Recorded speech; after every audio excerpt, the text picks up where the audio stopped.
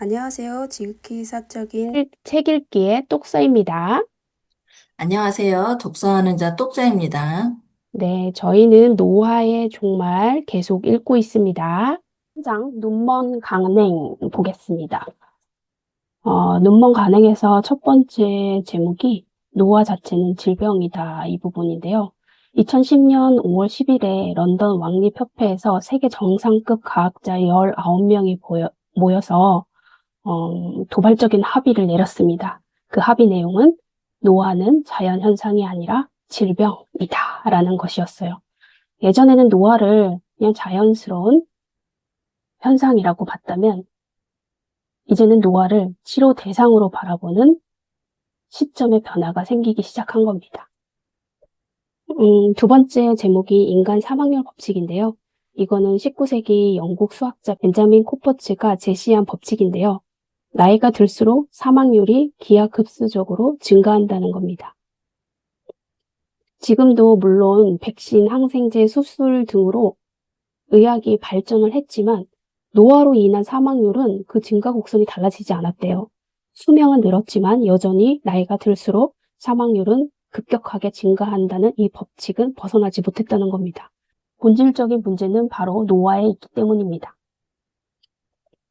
세 번째가 죽음을 부르는 한 줄기 산들바람이라는 제목인데요. 여기서 산들바람의 의미는 젊었을 때는 가벼운 병이나 상처도 쉽게 회복되지만 노화되면 같은 자극에도 쉽게 회복하지 못하고 죽음으로 이어질 수 있다라는 의미인데요. 노화는 이런 산들바람이 점점 나를 벼랑 끝으로 몰고 가는 것처럼 죽음에 이르게 한다라고 얘기를 합니다. 노화는 우리를 벼랑 끝으로 몰고 가는데 결국은 산들바람 같은 사소한 자극에도 우리는 죽음에 이를 수 있다라고 얘기를 하고 있습니다. 그럼에도 우리는 노화를 자연스러운 것으로 지극히 당연한 것으로 받아들여져 왔는데요. 하지만 이 저자분은 노화는 당연하고 자연스러운 것이 아니다.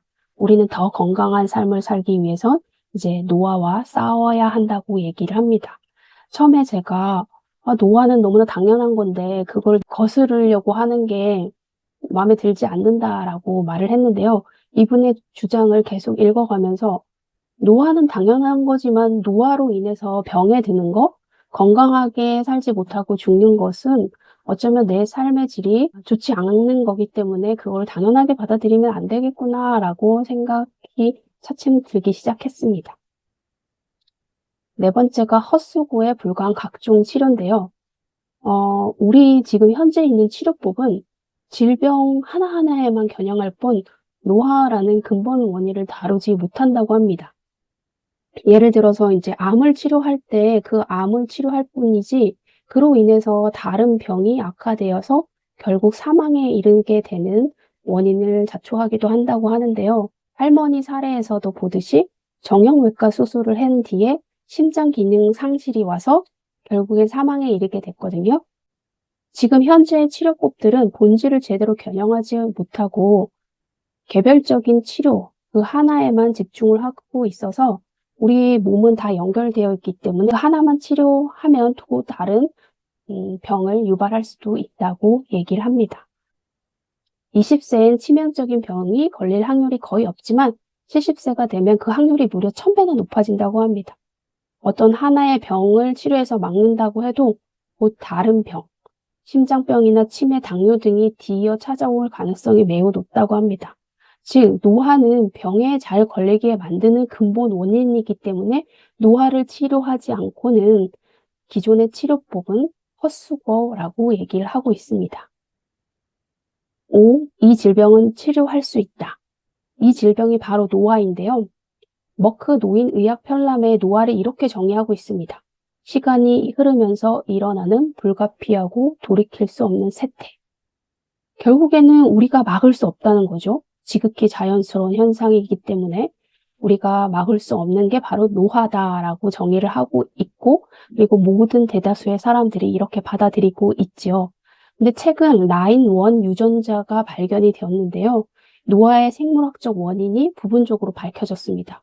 이 유전자는 세포 유전 정보를 교란하여 신체 기능을 망가뜨리고 사망에 이를 수 있도록 유도한다고 합니다. 우리 베르너 증후군이라는 거는 40세, 80세 노인 같은 신체 기능을 갖게 된 이제 조기 노화 발병 증후군이라고 할 수 있는데요.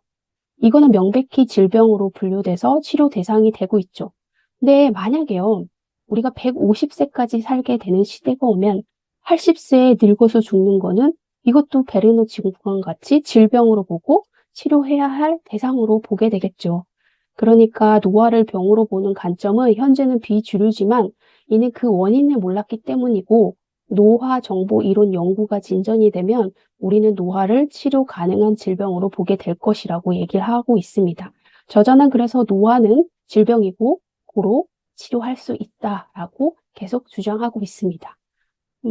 저는 이 부분 읽으면서 조금씩 생각이 좀 바뀌고 있는데요. 노화가 질병이다라고까지는 아니더라도 늙으면 아픈 게 정상이지 이런 생각을 했거든요. 근데 그게 아닐 수도 있겠다는 생각이 들었어요. 늙으면 아픈 게 정상이 아니라 늙어서도 건강하게 살 수 있다면 이거는 그 방법을 알려주면 그렇게 따라야 하는 거 아닐까라는 생각을 하면서 읽었습니다. 2부에 우리가 배우고 있는 것, 현재에서 사장 건강하게 장수하는 법에 대해서 한번 살펴보도록 하겠습니다. 이 부분은 우리가 장수하려면 어떻게 해야 되는지에 대해 좀 전반적인 이야기를 해주시고 계시고요. 먼저 노화는 삶의 불가피한 일부가 아니다 라고 하면서 블루존이라고 저도 넷플릭스에서 하는 프로그램을 되게 재밌게 봤었는데 작가인 댄 뷰트너가 2000년대 중반부터 소개한 지역으로 일본의 오키나와나 이탈리아의 사르타니아 같은 지역에 100세 이상 사람이 많은 장수 마을에 대해서 이제 쓴 다큐멘터리 같은 거였습니다. 여기에서 보면 장수 식단을 보고 있는데요. 이분들은 주로 육류나 유제품, 설탕 같은 건 덜 먹고 채소나 콩, 통곡물 같은 실제 자연 상태 그대로의 음식들을 간단하게 조리해서 먹는 식단을 많이 하고 계시더라고요. 그래서 채소를 많이 먹고 육류를 덜 먹고 가공식품을 줄이는 것이 장수 식단이라고 하고요. 또 한 가지 좀 약간 이 지역들이 경사지에 있다고 해야 될까요? 그래서 평지를 걷는 게 아니고 살짝 이제 오르막을 왔다 갔다 하시는 경우들이 많더라고요. 그래서 이런 게 좀 장수에 도움이 되는구나 싶었고요. 1900년대 미국 같은 경우에는 폐렴, 독감, 결핵, 위창자관 질환 같은 네 가지 질병이 미국 사망자의 절반을 차지하고 있었다고 해요. 그래서 이 질병들은 걸리면 이제 죽는구나라고 사람들이 생각하고 있었는데 오늘날 이 네 가지 질병으로 인한 사망자는 10% 미만으로 줄었습니다. 그래서 이렇게 의학이 발전하고 기술이 혁신하고 생활 습관이 개선됨으로써 본래 아이 질병들은 사망하는 것이야라고 했던 것이 더 이상 받아들일 필요가 없게 바뀌었고 이에 따라서 노화도 반드시 오는 것인가라고 생각해 봤을 때 앞으로 더 오래 더 건강한 삶을 제공할 약물과 기술의 발전으로 줄어들 것이라고 저자가 이야기하고 있습니다. 장수하는 법에 대해서 이야기하는데요. 그 다음에 얘기하는 것이 적게 먹어라입니다. 고대 그리스 의사인 히포크라테스 때부터 의사들은 덜 먹는 것이 좋다고 말했다고 합니다. 절식 또는 단식으로 몸을 결핍 상태로 두는 것이 장수에 도움이 됩니다. 여기에서 예시로 나온 분이 있었는데요. 15세기 베네치아 귀족 루이지 코르나로라는 분이 저서 절제하는 삶에 대한 담론에서 더 많이 먹을 수 있지만 식탁을 떠남으로써 먹거나 마시는 쪽으로 내 식욕을 결코 완전히 충족시키지 않는 습관에 익숙해졌다라고 했고요. 이분이 젊은 시절에는 엄청 좀 방탕하게 살았는데 어느 날 마음을 먹고 절제하는 삶을 살아서 엄청 그 당시에 장수하셨다고 하더라고요. 그리고 또 20세기 직후에 파리 의학 한림원 원장이었던 알렉산드로 게노님은 절식 생활로 유명세를 떨치셨고 102세까지 장수하셨다고 합니다. 그 이후에도 영양실조 없는 열량 제한이 장수로 이어진다는 실험 결과가 계속 나오고 있는데요. 포도당을 덜 먹인 효모가 더 오래 살고 DNA도 압축되어 있어서 뭔가 유전자 변이가 더 적게 일어나는 것으로 나타났고요. 듀크 대학교 연구진이 2017년 노년학회지에서 발표한 논문에서 성인 145명을 대상으로 2년 동안 25% 줄인 식사 실험을 진행했었습니다. 근데 실제로 사람이 이렇게 정해진 대로 먹기가 좀 어려워서 평균 12% 정도의 열량을 제한한 결과가 나왔다고 하더라고요. 그런데도 건강이 상당히 개선되었고 생물학적 노화가 느려진 것을 확인할 수 있었습니다. 또 원숭이 실험에서도 보통 이 원숭이 최대 수명이 40세인데 중년에 해당하는 연령부터 열량을 30% 줄인 식사를 하기 시작한 원숭이도 사람으로 치면 120세까지 장수하는 것을 발견했는데요. 이런 실험 결과들이 적게 먹는 것이 장수에 얼마나 도움이 되는지를 보여주고 있습니다. 다음으로 얘기하는 부분은 간헐적 단식 또는 주기적 단식인데요. 요새 건강 관련된 내용을 보거나 하면 단식이 몸에 좋다는 얘기를 많이 들었는데 이 책이 되게 체계적으로 그리고 어떻게 하면 좋은지를 써주고 있어서 되게 저한테 도움이 많이 되었고요. 보통 유튜브나 사람들이 하는 게 이 책에 좀 읽고 하시는 얘기가 많았나 보다 하는 생각을 조금 했습니다. 그래서 허기가 장수 호르몬을 분비하는 유전자 활성화에 도움을 주기 때문에 이제 단식이 도움이 된다고 하고요. 간헐적 단식이라고 하면 정상적으로 식사를 하다가 주기적으로 식사를 중단하는 방식으로 혁신적인 새로운 건강 유지 방법입니다. 여기 예로 나오는 게 있었는데요. 매달 5일씩 야채 스프 에너지바 영양 보충제로 이루어진 매우 제한적 식사를 3개월만 하더라도 체지방과 체중이 줄고 혈압이 낮아지는 결과가 나왔다고 합니다. 여기 돌연변이 관련해서 낮은 사망률과 질병 발생률과 관계 있는 IGF-1이라는 인슐린 유사 성장인자인데요. 이거의 농도가 낮아져서 이런 효과가 나타나는 것으로 얘기를 하고 있습니다. 중요한 것은 무엇을 먹느냐가 아니라 어떤 식으로 먹느냐이고 아침을 거르고 점심을 늦게 먹거나 이게 16시간 공복 그리고 8시간 식사인데요. 아니면 일주일에 이틀 정도는 열량을 75%로 제한하는 등 이렇게 간헐적 단식을 하는 것 자체가 장수에 좀 도움이 된다고 합니다. 그 다음에 말씀하시는 것은 육식을 줄여라인데요. 식물성 단백질 섭취가 좋다고 얘기하고 있습니다. 동물성 식품 위주의 식단은 높은 심혈관 질환과 사망률을 높이고 암 발병률과 관련이 있기 때문에 소세지 등 붉은 가공육이 바람성을 띠고 있습니다. 그래서 육식을 줄이는 것이 좀 좋다고 얘기하고 있고요. 그 다음에 나온 이야기는 땀을 흘려라인데요. 2017년 연구 결과로 운동을 더 많이 하는 사람이 10년 이상 젊어 보이는 텔로미어를 보유하고 있고 이게 장수에 도움이 된다고 합니다. 여기서 운동을 더 많이 하는 강도가 일주일에 5일 30분씩 달리게 하는 수준이라고 하는데요. 꼭 이 정도 하지 않더라도 이제 다음에 어느 정도 하면 좋은지를 이야기해 주고 있습니다. 운동이 몸에 스트레스를 주는 활동이기 때문에 도움이 된다고 얘기하는데요. NAD 농도가 증가해서 생존회로가 활성화되고 에너지 생산량과 근력이 늘고 산소를 운반하는 모세혈관이 성장하기 때문에 운동이 도움이 됩니다. 또 장수 조절 인자인 AMPK, MTOR, 서투인이 열량 섭취에 관계없이 운동을 통해 새 혈관을 생성하고 심장과 폐 건강을 유지하게 해주는 등 올바른 방향으로 조절해 준다고 합니다. 여기에서 또 운동 방법에 대해 좀 얘기하는데요. 고강도 인터벌 트레이닝이라고 강한 운동 사이사이에 가벼운 운동을 섞어 반복하는 것이 좋다고 하는데요.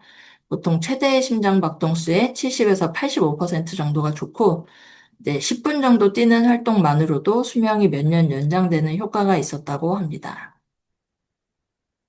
또 몸을 차갑게 하라는 부분이 있었는데요.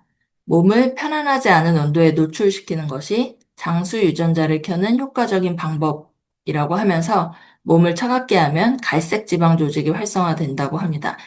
쥐 관련된 실험 결과도 많이 이야기해 주시는데요.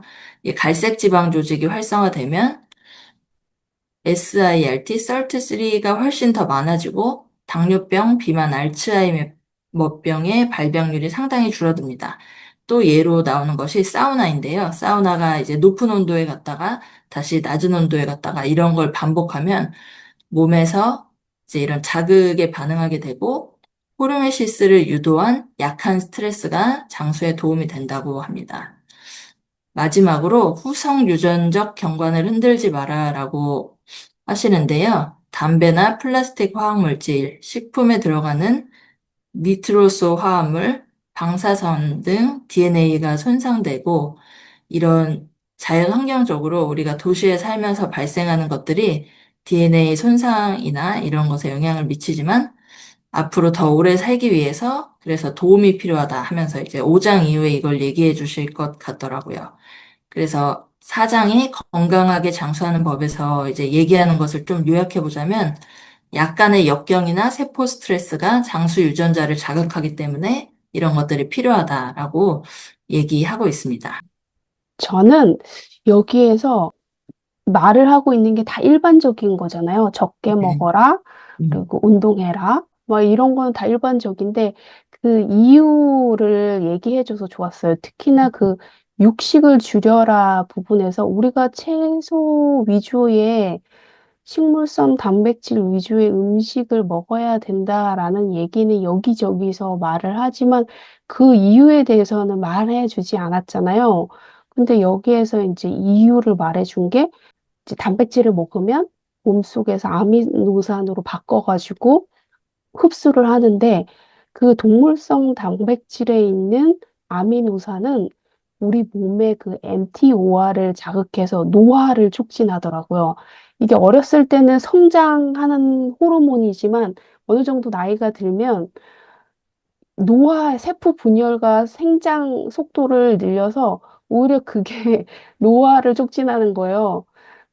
그래서 그게 좀 충격적이었고, 아, 그래서 우리가 식물성 단백질을 먹어야 되는구나, 라고 알게 되었고, 이 땀을 흘려라 이 부분도, 걷기는 운동이 아니다라는 얘기는 어디에서 듣긴 들었는데, 왜 운동이 아닌지 몰랐는데, 여기에서 땀을 흘려라 부분에서 이 효과적인 운동은 정말 말을 몇 마디 할 수 없을 정도로 숨을 헐떡거리는 그 정도의 고강도 운동이어야지만 효과가 있다 얘기를 하는 부분에서, 아, 그러면 이 달리기를 10분에서 15분 하면 좋다고 했는데, 그 정도로 엄청 빠르고 세게 뛰어야지 되는구나라고 다시 봤어요. 그래서, 아, 우리가 생각하는 그 일반적인 상식에 대해서 이유를 설명해주고, 그리고 운동은 또 어느 정도의 강도로 해야 되는지도 알 수 있어서 되게 좋은 정보였던 것 같아요. 그리고 또 새롭게 안 사실은 몸을 차갑게 하라는 부분인데, 저는 어렸을 때부터 부모님들이 따뜻해야 된다, 몸은 따뜻해야 된다, 이렇게만 얘기 들어서 몸을 차갑게 하는 거는 건강에 안 좋다고 생각을 했거든요. 그런데 오히려 여기에는 몸을 차갑게 하는 것이 이 갈색 지방에 든 뭐 미토콘드리아를 활성화시키고 또 호르메시스를 유도한 약한 스트레스를 줘서 건강을 유지하는 비결이다라고 얘기를 하는 부분을 있고, 아, 내가 어쩌면 잘못 알고 있는 것들이 장수의 건강한 수명을 유지하는데 좋지 않을 수도 있었겠구나라는 생각을 하면서 읽었던 장이었습니다. 다음에 또 만나요.